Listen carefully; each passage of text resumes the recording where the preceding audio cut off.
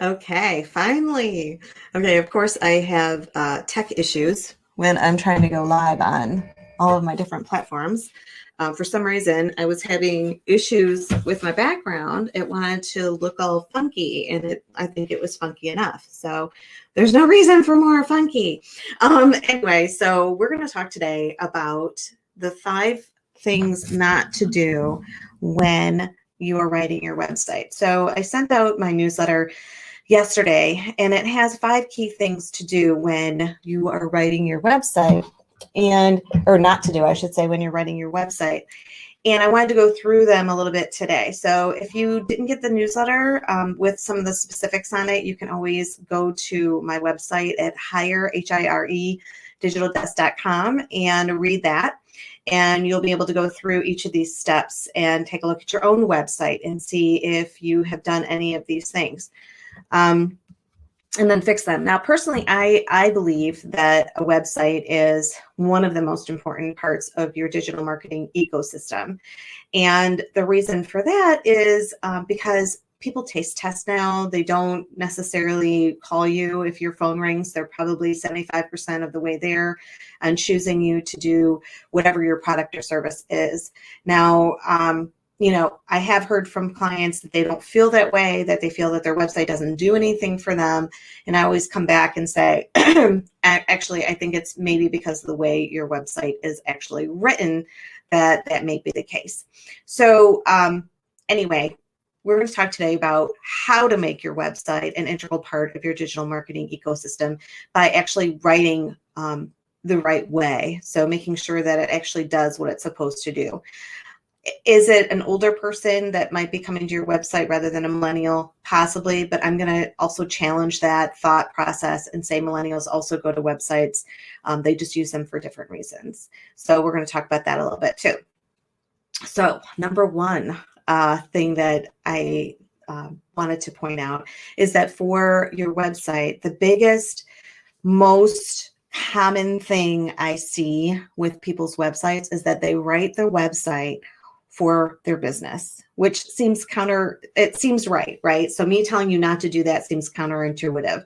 But basically what I'm saying is that you need to make sure that you're writing for the person who actually is coming to your website. So you have to let them know, that they have come to the right place, that you're here to solve their problem, that you are the expert in your space, or your product will actually provide the solution that they need. So you want to make sure that you're writing in honor of that. So what do I do, you're asking yourself, in order to do that? Well, first thing is you want to make sure that instead of using terms like, I have a school, I always use this as an example, but I have a school that's a client. So rather than saying our students have access to the best opportunities, we'll say your child will have the your child will have access to the best opportunities. So instead of, our students, which now it's just some faceless student out there, it is now your child. So meaning that I am now, as the user, thinking about my daughter, Charlie, and all of the different opportunities that she will get if I send her to this school. And more importantly than that, now that I'm leaning in, I'm going to want to know more. So I'm going to go further into the website to learn more about that school. So that does a couple of things. A, it helps that person go through the process of deciding whether or not they want to use or go to that school. But B, from a search engine standpoint, having someone spend more time and going to more areas of your website is going to help you in that respect as well. So that's the first thing. Don't write for yourself or your business. Write it for the person that's coming to the website and making them want to engage more. So 1 second. I'm very professional, aren't I? Secondly, I want to point out that a broad target is great. I checked my notes. A broad target is great. I think that, we all feel that everyone could use our services or our products, and they probably can. I'd like to think that everyone could use my service as well, but broad targeting or everyone is a very finicky and a very expensive target to have. And unless you are a multimillionaire, and I don't think any of us are, and if you are, call me because you can use my services, but we're not all multimillionaires. So it's a very finicky and very expensive target. So what we want to do is really know who our target audience is. Like, who is our perfect client? Who is that perfect client? And then when we know who that perfect client is, we want to make sure that everything that we do is in honor of that perfect client. So once we know who they are, we know how to service them, what products to create for them, how to write our website, what key things will get them to lean in when we're writing our website. So for instance, obviously a school, you're talking to parents of a certain age of a child. So words like your child are going to hit them where it counts, to help them like see themselves in the website. Like, oh yeah, this is what I need. So don't have a broad target. And it's not going to preclude you from getting clients that are broader than your lane. Okay. You're going to get them anyway. I get people all the time that aren't necessarily my lane, but everything I do, everything I write, everything I do is in honor of my perfect client. And then what happens is that perfect client starts to lean in to my brand and starts to go to Facebook. They go to Instagram. They check out my training. They hire me to do their digital marketing. There's all of these things that my perfect client does. And then that perfect client also recommends me to others that may be outside of my lane. So again, I'm spending money and time on one client. I'm looking at her as Judy, my client. Okay. I call her Judy. So anything that Judy wants, I make sure that I provide. So instead of this, I'm going like this. So you want to make sure that when you're writing your website, you do the same thing.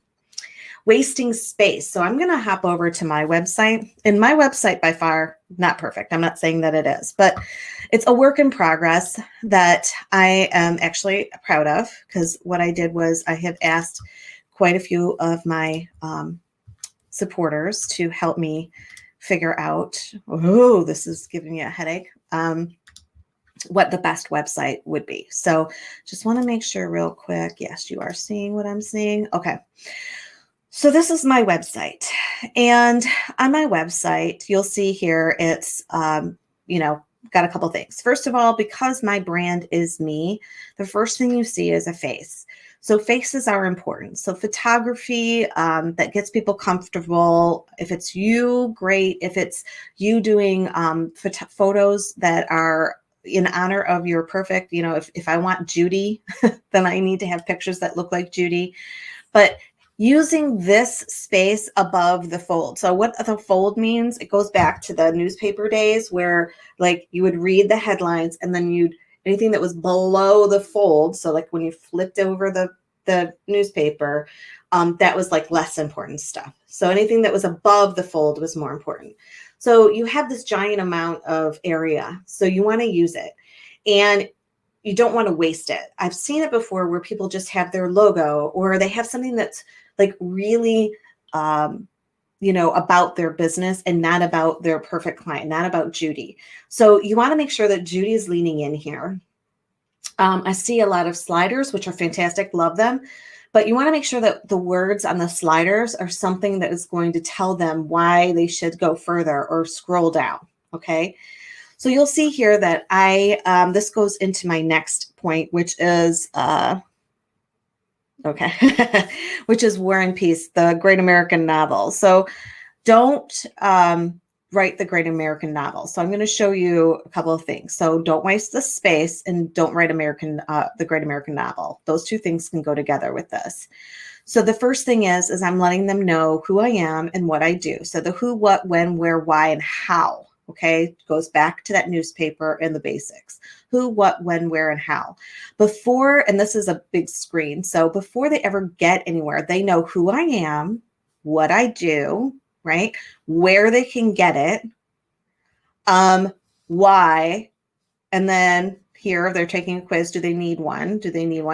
And then how is back up here.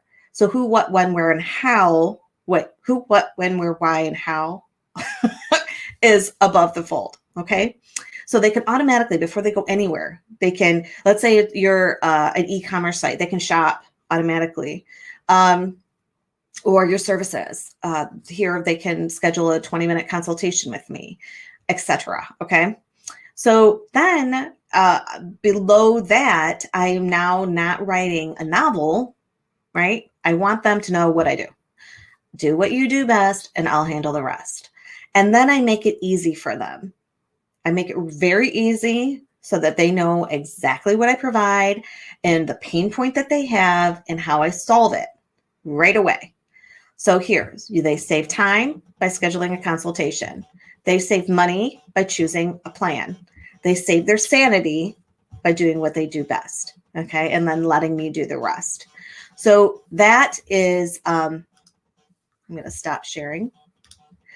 That is a quick overview of kind of what I've done. Now, am I done with my website? Yeah, I'm done for now, but I'm not going to not go back and refresh it. I try to do new things all the time because it helps people want to come back and it gives them a reason, but then also the search engines like that too. So that's important. And then the other thing is you don't want to give away too much. So I call it, and I don't know, this might be an old person term, but don't give away the baby with the bathwater. Am I the only one that's ever heard of that before? Anyway, with that said, you don't want to give so much on your website that they don't need to contact you for further information. They don't need their 20-minute consultation. You want to give them enough where they feel like you're the expert and they feel like, oh, wow, like this is the person that I need to go to. Or if it's a product, it's, oh, this is the product I need.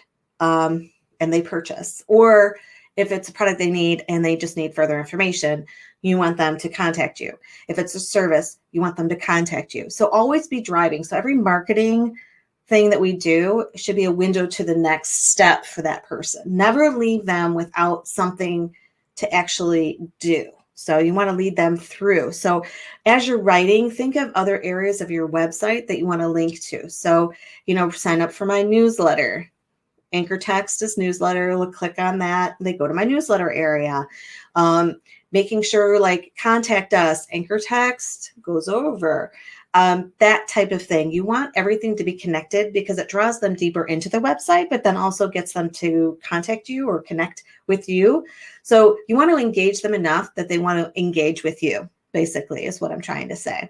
So don't give too much information. But don't give too little, which I know it's easier said than done, but give them enough to where they want to take the next step.